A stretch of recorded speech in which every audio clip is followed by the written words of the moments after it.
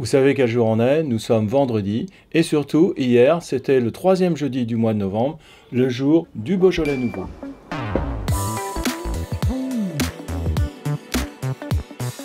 Bonjour, je suis Stéphane Philippe, spécialiste en analyse sensorielle dans le vin, et aujourd'hui, je vais aborder le Beaujolais nouveau. Cependant, je fais une petite mise au point, nous venons presque au secours de ce vin, car il est méprisé de toutes parts. Nous entendons trop souvent que c'est un vin commercial, une pure création de marketing, et donc un vin qui manque d'intérêt et qui n'a pas d'historique. Ou pire, un vin qui est issu généralement de vendanges médiocres. Alors oui, il existe un style du Beaujolais nouveau, un vin pauvre en tanin, friand, aromatique, frais. Mais je vous le dis, le vin de Beaujolais nouveau, c'est un véritable vin issu d'un savoir-faire qui a au moins 70 ans. Je considère que c'est un vin de terroir et dans cette vidéo, j'explique pourquoi je considère ce vin comme une pépite que vous devez déguster. Mais avant de débuter, soyez certain d'aller jusqu'à la fin de la vidéo parce que c'est à ce moment-là que vous comprendrez pourquoi le Beaujolais nouveau a un style si particulier. Le Beaujolais nouveau est unique car il est vinifié différemment des autres vins. Rappelons que pour élaborer un vin, il faut déjà de la matière première. Il s'agit bien sûr du raisin, donc ça va être le cas. Ici, nous aurons un cépage qui s'appellera le Gamay noir à jus blanc. Il faut une élaboration, une vinification, et en fait, l'élément principal, c'est la fermentation alcoolique. Et là, on verra qu'il y aura des différences. Et ensuite, il y a aussi une période d'élevage pour pérenniser, affiner le vin. Et là, cette période est aussi très différente des autres vins. Parlons en premier du raisin. Le raisin est issu de la vigne et la vigne va être conduite, va être taillée en fonction des conditions naturelles et notamment climatiques de la région. Le Beaujolais est une région vallonnée, nous parlons des monts du Beaujolais. C'est une région donc où les vignobles sont situés en coteaux, sur des pentes marquées.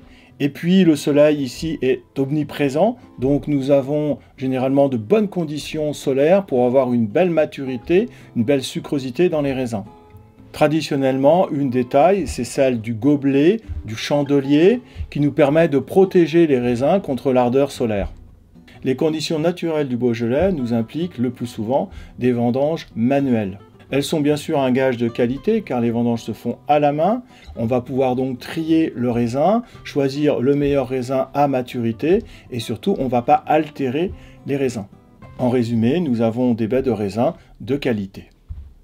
Alors maintenant parlons de la vinification. La principale étape, c'est celle de la fermentation alcoolique qui est la transformation des sucres en alcool pour simplifier les choses. Cette fermentation alcoolique est possible grâce aux levures qui sont les ferments.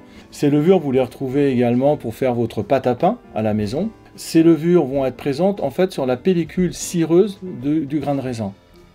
Dans une fermentation alcoolique, en fait, les grains de raisin vont être foulés, c'est-à-dire qu'on va les presser et donc on va éclater les grains de raisin et vous allez avoir le jus sucré qui va être libéré et ce jus va se mettre en contact avec les ferments qui vont donc pouvoir transformer ces sucres en alcool. Alors parlons maintenant de la vinification à la beaujolaise. En premier lieu, les grappes arrivent entières, donc les raisins sont intacts. Le principe dans cette vinification, c'est de mettre les raisins entiers, donc sans foulage. À l'encuvage, lorsqu'on va mettre les raisins dans la cuve, on va avoir dans la partie basse un tassement des raisins qui va provoquer un éclatement des grains de raisin et donc le jus va se libérer. Le jus qui se libère, évidemment, va commencer à avoir une fermentation alcoolique classique par les levures.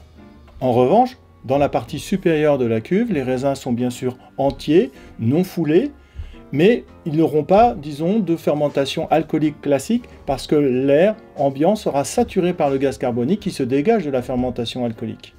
En effet, les levures qui sont présentes sur le raisin sont inhibées, donc ne peuvent pas agir par le dioxyde de carbone.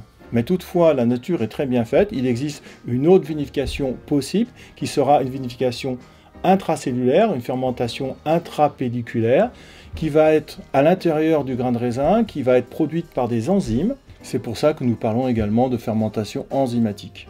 En résumé, nous avons deux voies de fermentation qui vont être utilisées. La fermentation alcoolique classique et la fermentation enzymatique intrapelliculaire ou encore carbonique puisque on se trouve dans un milieu anaérobie privé d'oxygène mais saturé de dioxyde de carbone. L'ensemble est souvent évoqué comme une fermentation semi-carbonique. Abordons maintenant le style particulier du Beaujolais nouveau. En premier lieu, Pourquoi les tanins sont si peu nombreux? Tout simplement parce que la macération des matières solides et du jus est relativement modérée. Les raisins ne sont pas foulés, donc il y a très peu de macération, c'est-à-dire de contact entre les matières solides, en particulier les peaux, le siège où se trouvent les tanins, et le jus fermenté.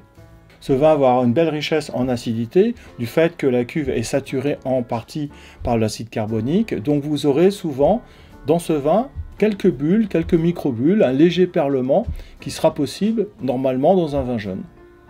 Alors pourquoi ce vin est aussi riche au niveau aromatique? Tout simplement, la fermentation enzymatique favorise l'expression des familles fruitées, floraux et épicées, c'est-à-dire les arômes dits variétaux, identitaires au raisin. Donc on va avoir des arômes de type fraise, également le côté un peu poivré, le côté parfois pivoine, et puis également des arômes qui viennent de familles qui viennent de la vinification, donc la famille amylique, le bonbon anglais, la banane par exemple, sont des arômes qui sont assez présents dans les vins nouveaux. Alors si vous voulez en savoir plus sur les arômes fruités, floraux, épicés, c'est-à-dire les arômes primaires, mais également sur les tanins, eh bien je vous encourage à aller voir nos vidéos déjà réalisées sur ces thèmes. Alors maintenant vous savez pourquoi ce vin a ce charme si particulier, comment il a été élaboré et comment il a ce style si particulier. Nous partons de vignes soignées, de raisins choyés et d'une vinification particulière. Donc comme je le disais au départ, il s'agit d'un véritable savoir-faire humain pour réaliser ce Beaujolais nouveau. J'espère que cette vidéo vous aura plu.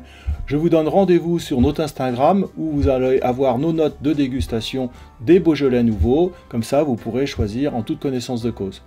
Et comme diraient nos amis japonais, notre principal client du Beaujolais nouveau, si je suis Beaujolais, tochaku. Alors mettez un like, abonnez-vous et à bientôt.